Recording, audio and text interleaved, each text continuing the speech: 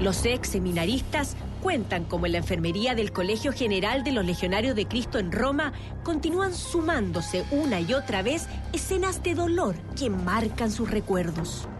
Me dice, como siempre, ven conmigo, acompáñame. Y en el cuarto bajaba las cortinas, ponía oscuro el cuarto y luego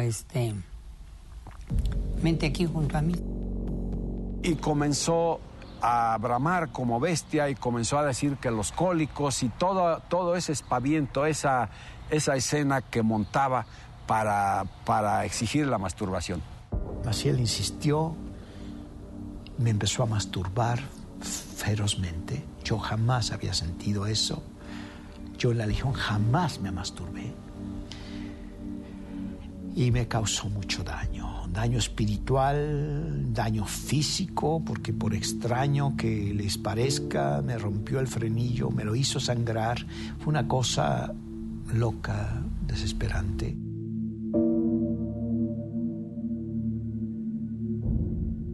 Yo estaba enojado, estaba lloroso y confundido. Entonces me levanté llorando y me salí, aunque él me insistía en que me quedara.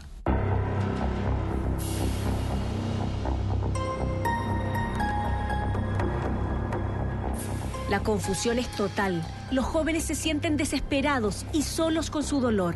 Las normas internas les impiden comentar lo ocurrido y la culpa los estremece. El mismo padre Maciel, según testimonian, ofrecería calmar sus conciencias. Me dice, ¿vas a ir a comulgar? Porque me sacó de la misa. Le dije, no sé. Dice, sí, ve a comulgar.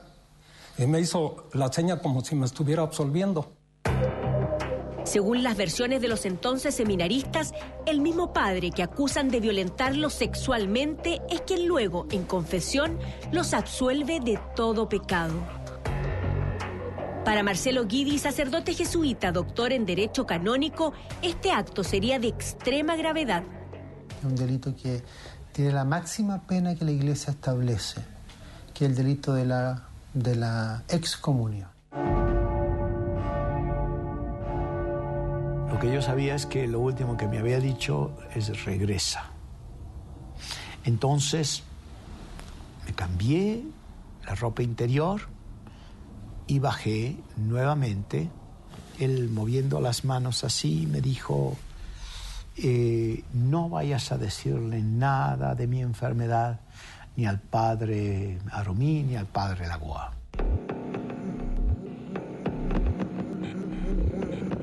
El que uno de nosotros saliese a contar esto a alguien en el Vaticano era absolutamente impensable. Éramos críos que éramos fieles al Padre y fieles a la obra. Además, para ellos se suma un voto que les impide criticar a sus superiores. Según los ex seminaristas, esta norma, que no es habitual en las congregaciones, es la clave que los deja absolutamente imposibilitados para defenderse del agresor. Es decir, si usted denunciaba lo ocurrido, faltaba a un juramento. Faltaba a un voto que es una promesa solemne. Entonces, por respeto, por fidelidad y por amor al Padre y a las normas de la Legión de Cristo, afirman seguir soportando en absoluto y doloroso silencio. Yo creo honestamente que ninguno de mis compañeros vivió esto como lo viví yo. Yo creo que lo he pasado absolutamente de forma horrorosa, y ellos lo han sufrido también, pero yo creo que si alguien sufrió fui yo,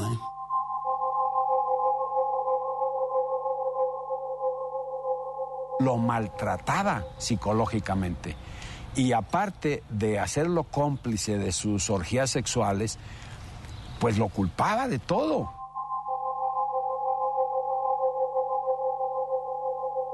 No me preguntes más, ya he dicho bastante, más de lo que he dicho jamás a nadie. Félix es el único de los ex legionarios denunciantes que continúa siendo sacerdote. Y pese a no querer hablar más de los abusos sexuales, en su departamento de Madrid, España, da un paso más. Con pudor, el sacerdote diocesano reconoce ser uno de los ex seminaristas que habría sido presionado a mentir para salvar al padre y a la legión. Esto ocurre durante la primera visita apostólica enviada desde el Vaticano el año 1956 para investigar denuncias que ya existían en la Santa Sede en contra de Marcial Maciel, donde ya se habla directamente de abuso sexual y de toxicomanía. La Sagrada Congregación de Religiosos recibe la información en septiembre del 56 y lo suspende inmediatamente. Le mandan a 2 visitadores. ¿A ustedes alguien les dice, o el padre les dice, que no digan la verdad? El padre se sentía perseguido por algunos sectores de la iglesia. De una manera indirecta, el padre siempre apelaba a que la legión era muy perseguida, no nos querían en muchos sitios de la iglesia, pero que la obra era la obra llamada por Dios. Los testimonios de los ex seminaristas son coincidentes. Aseguran que al interior de la congregación los incitaron a mentir a los visitantes apostólicos enviados desde el Vaticano a entrevistarlos. Porque eso fue lo que me dijo el padre Maciel. Esto no se lo digas a nadie, ni en confesión. Era una orden del santo. ¿Usted mintió? Mentí, sí, mentí. Pero pasado el filtro de las primeras investigaciones vaticanas, el 13 de octubre de 1958, el fundador de los Legionarios de Cristo, quien estuvo 2 años suspendido de sus funciones, fue restituido plenamente como superior general. La cercanía con los seminaristas se mantiene y, según nos cuentan, el sufrimiento secreto de los jóvenes también. Sin embargo, con la deserción de algunos ex seminaristas que habían sido abusados, comienza a quebrarse lentamente el hermetismo imperante.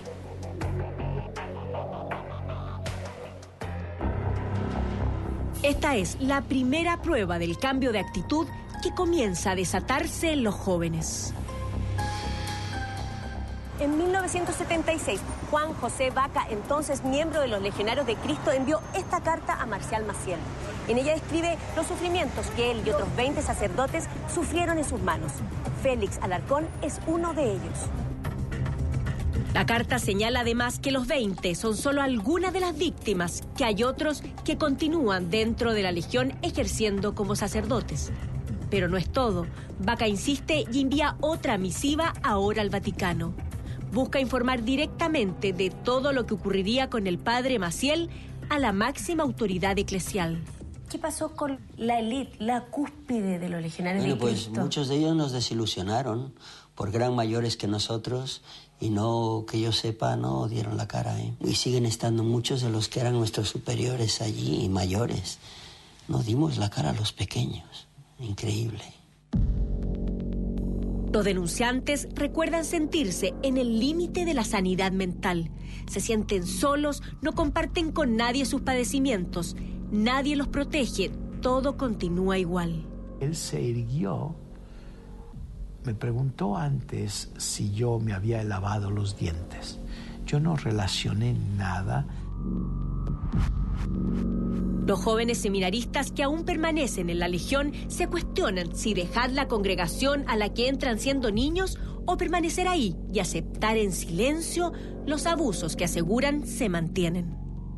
Me acerca jalándome de la nuca hacia él y empieza a pasear su lengua por mis labios.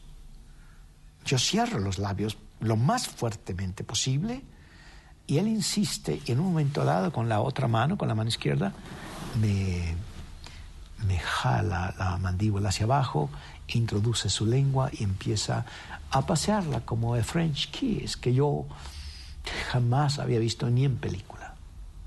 ¿Todavía se emociona, José? Sí.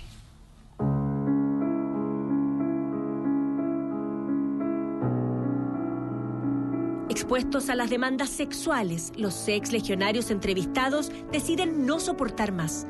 Uno a uno dejan la Legión de Cristo. Para ellos termina el sueño de formar parte de una gran obra evangelizadora.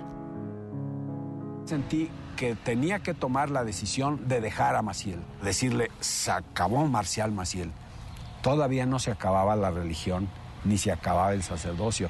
Era un temor tan grande. Si yo salía, iba a quedar a merced de las fuerzas del infierno. Nunca le dije a mi madre durante meses. No supo ella que yo me salí. Y una vez fuera de la congregación, se enlistan en una batalla para dar a conocer su verdad. Su lucha traerá insospechadas repercusiones. La gota que derrama el vaso es una carta del Papa nombrando a Marcial Maciel ejemplo de la juventud.